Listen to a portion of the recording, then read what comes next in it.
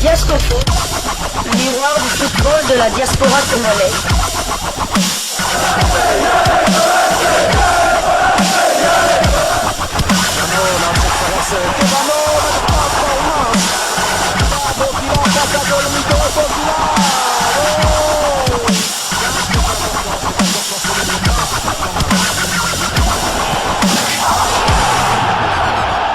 Diascofoot, le miroir du football de la diaspora congolaise. Vous êtes sur Diascofoot, le miroir du football de la diaspora congolaise. Diascofoot vous dit bonjour, tout le plaisir est pour nous de vous retrouver, mais surtout de savoir que vous êtes nombreux en train de suivre votre chaîne YouTube dédiée uniquement aux footballeurs de la diaspora congolaise. C'est l'heure de partager avec vous quelques news que nous avons pu récolter pour vous, des news concernant la tanière de léopard de la République démocratique du Congo, et cela dans cette deuxième livraison sportive de ce mercredi 13 mars 2024, une livraison sportive qui sera bien évidemment consacrée à la tanière en quête de renfort pour son effectif. Sébastien Desabre ne dort pas en tout cas sur ses lauriers, il continue à fouiner, à rechercher des binationaux susceptibles de renforcer la tanière. Et parmi les binationaux qu'il a eu à contacter, il y a un binational belgo-congolais, c'est de lui dont nous allons vous parler. Nous allons d'ailleurs vous faire la lecture d'un article qui lui est consacré, article d'un média belge, wallfoot.be, qui titre RDC ou Diable Rouge. Cyril Ngongue donne un élément de réponse.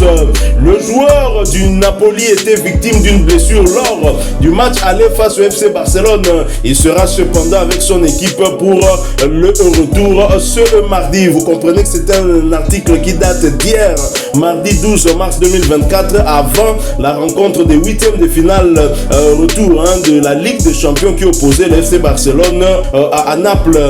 Malgré sa récente blessure qui l'a freiné en plein élan, Cyril Ngongue a vraiment trouvé une nouvelle dimension depuis son transfert du Hellas Vérone au Napoli. S'il n'a pas eu l'occasion d'être dans le groupe pour le match aller face à Barcelone en Ligue des Champions, il aura peut-être quelques minutes de jeu ce soir lors du retour en Catalogne. Est-ce que ce passage dans un club aussi gros lui permettra d'obtenir son ticket chez les Diables Rouges? Dans un entretien accordé à la dernière heure, Ngongue explique que Domenico Tedesco a récemment eu des contacts avec son agent, mais pas avec lui personnellement. Ngongue est déjà contacté par la République démocratique du Congo. Cette blessure n'a pas aidé malheureusement, parce que je sentais qu'il y avait moyen pour cette sélection de mars, mais cela reste un objectif qui est de plus en plus proche. Si je reviens bien, j'espère au moins entrer en considération. Il garde un mince espoir d'être repris parmi les 23 pour l'Euro, même si en plus de porter les couleurs de la Belgique, il est également éligible pour représenter la République démocratique du Congo. Le coach de l'équipe nationale m'a contacté il y a une semaine. Je lui ai dit que mon choix n'était pas encore fait à confier Ngongue. Suspense donc concernant la sélection qu'il voudra représenter. Voilà, ça c'est un article d'un média belge, wallfoot.be, qui nous rapporte également cette interview que Cyril Ngongue avait accordée à un autre média belge la dernière heure. Et la conclusion de cet article, c'est suspense donc concernant la sélection qu'il voudra représenter. Pour ma part, je trouve qu'il n'y a pas du tout de suspense. Alors qu'en pensez-vous? Tout à fait, il n'y a pas de suspense. Pour moi, son premier choix c'est la Belgique, le deuxième choix c'est la RDC. Il a fait du poliment correct, il n'a pas voulu léser la RDC en sortant comme excuse qu'il n'a pas encore fait son choix. Non, mais en lisant l'article, son choix est c'est clair qu'il espère être de la partie pour l'Euro.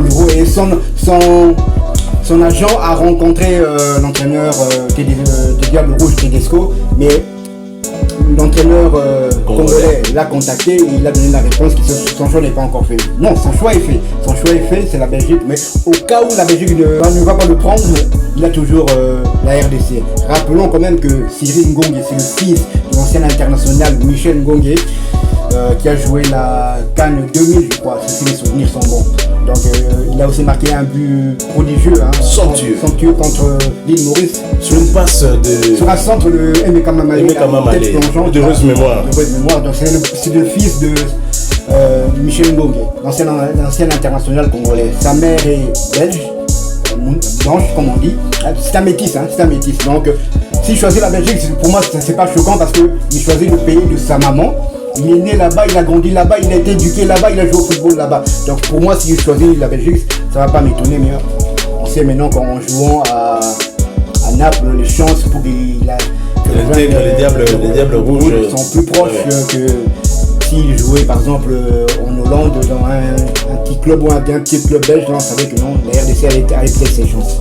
Alors nous poursuivons, Cyril Ngongue, vous entendez ce nom, votre chaîne Diascofoot a eu certainement adressé son portrait, mais pour rappel, nous allons quand même vous dire un peu plus sur lui. Qui est Cyril Ngongue? Cyril Ngongue est un footballeur belgo-congolais qui joue au poste d'attaquant au club de Naples en Serie A italienne. Il est le fils d'un ancien international congolais, vous l'avez dit, il s'agit de Michel Ngongue. Alors Cyril Ngongue débute sa carrière bien évidemment en Belgique où il est né. En 2014, Ngongue troque la formation des jeunes d'Anderlecht pour celle du club de Bruges où il signe en février 2017 un contrat professionnel jusqu'en 2019.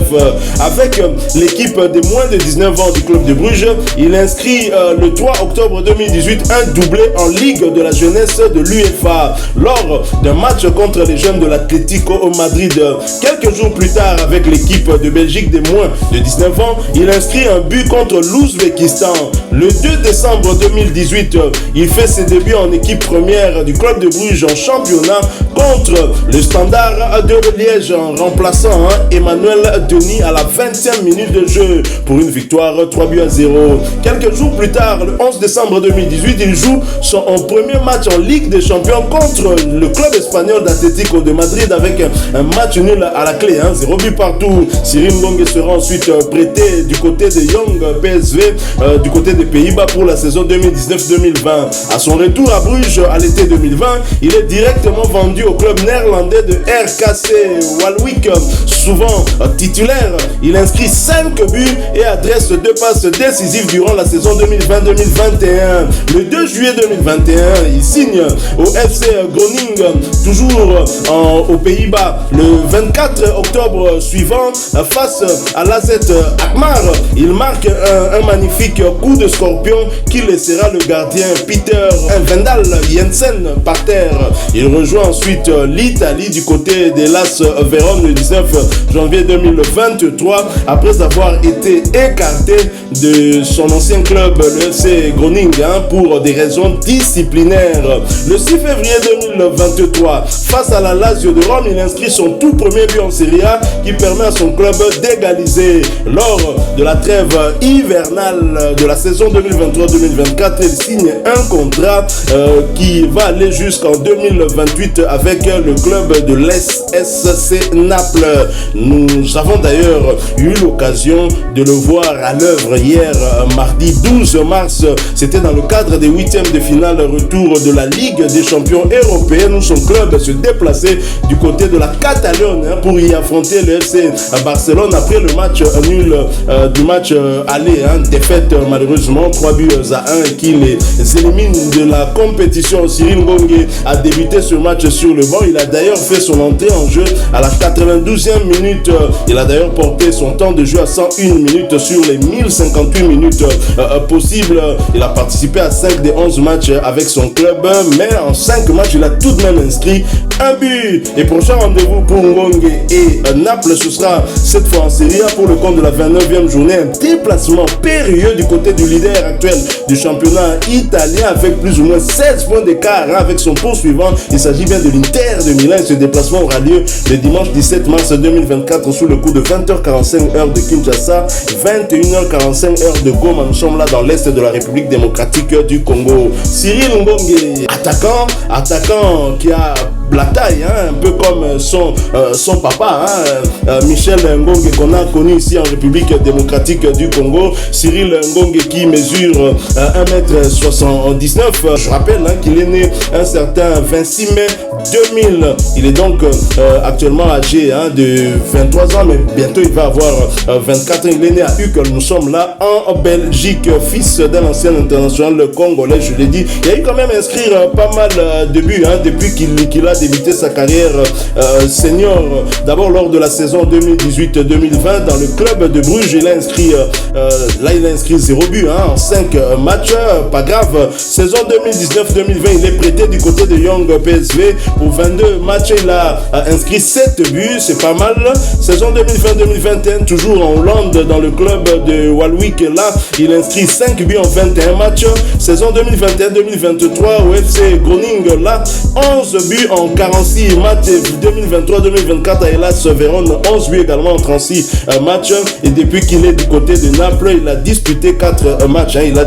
Il en est déjà à un but inscrit, je crois, du côté de Naples, 4 ou 5 matchs. Il faut compter également. Avec le match d'hier, ça fait 5 matchs. Donc il a un but inscrit de ce côté-là. Il a une marge de progression quand même. Est-ce que ses qualités actuelles, ses performances, il n'est pas encore assuré d'une place de titulaire du côté de Naples? Est-ce que au niveau de la Belgique, on va quand même le prendre, ou le comité de freinage a bien sûr un grand travail à faire pour que la République démocratique du Congo puisse récupérer le fils de son ancien international? Tout à fait. Bon, si la Belgique doit le récupérer, je dirais peut-être pour les matchs amicaux à venir. Je pense que la Belgique va jouer contre l'Angleterre et une autre équipe. Je ne sais plus le nom.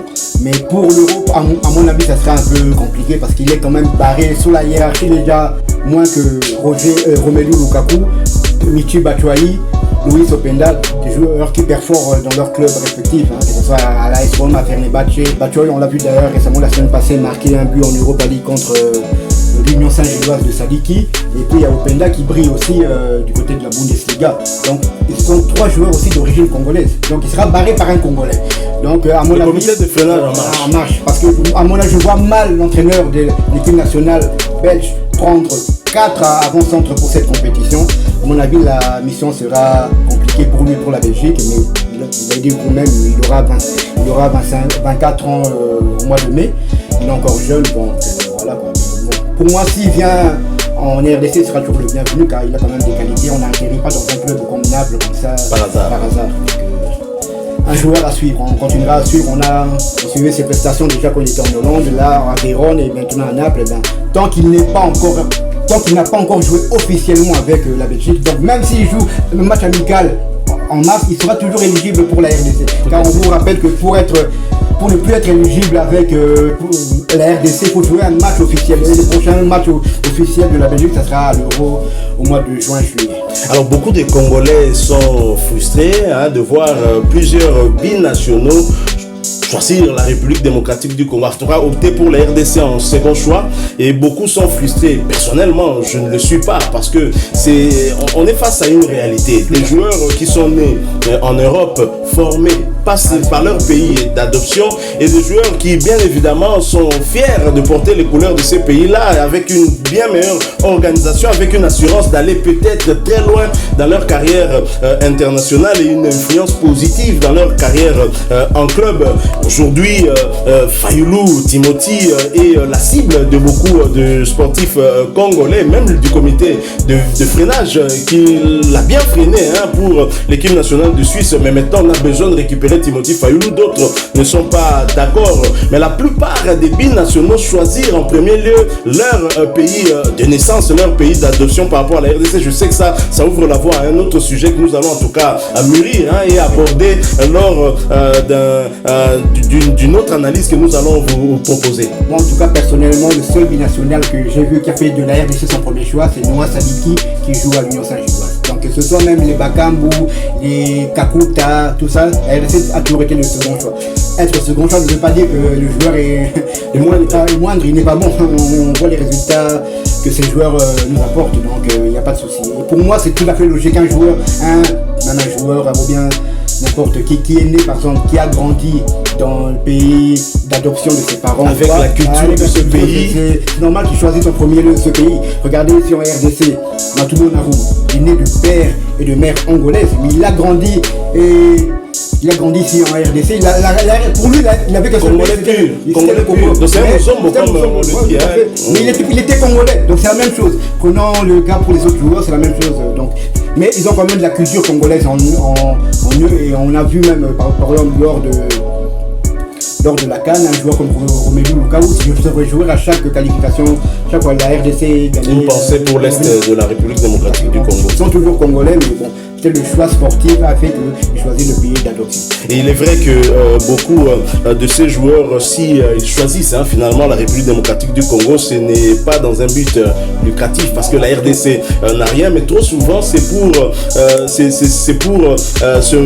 que vous soyez fiers, votre famille soit fière de vous, les parents, mais la famille élargie, et c'est souvent pour cela qu'ils choisissent finalement la RDC. Mais c'est vrai, c'est aussi parce que quelque part un tout petit peu rejeté entre guillemets par leur pays d'adoption, parce que ce n'est pas facile d'intégrer les équipes nationales, les équipes de France déjà, qu'en France par exemple on ne prend pas des joueurs des divisions inférieures, c'est connu, et beaucoup de joueurs aussi viennent des championnats étrangers en dehors de la France. Alors Cyril Mbongue est fils d'un ancien international, et peut-être que ce que lui a raconté son père peut influer sur son choix. Est-ce qu'au moment où son papa Michel venait ici, il y avait une organisation, même jusqu'aujourd'hui on se plaint des problèmes d'organisation encore, mais aujourd'hui c'est un peu mieux qu'à l'époque. À l'époque c'était, je rappelle que c'était à l'époque où Mamale disait Mbongo Mouké, Balé Mouké. Et donc si de tels témoignages sont donnés à Cyril Mbongue, alors là il faudra carrément oublier, à moins qu'il puisse parler avec Bakambu qui a l'art en tout cas de convaincre des binationaux pour rejoindre. D'ailleurs c'est ça que Roger Lukaku, ancien international congolais aussi, disait par rapport à ses fils.